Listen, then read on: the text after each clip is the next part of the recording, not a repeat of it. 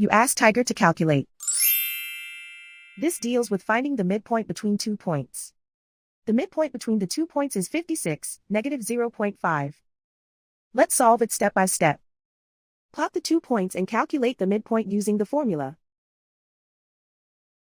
The coordinates of point 1 are, x1 equals 80, y1 equals negative 66. The coordinates of point 2 are, x2 equals 32, y2 equals 65. PM represents the midpoint of the 2 points.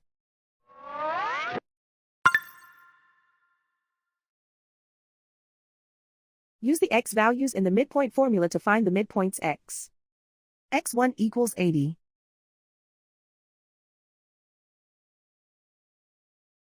x2 equals 32.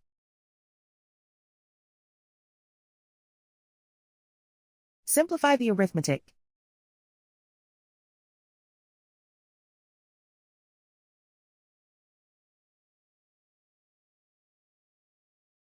Use the y values in the midpoint formula to find the midpoints y. y1 equals negative 66. y2 equals 65. Simplify the arithmetic.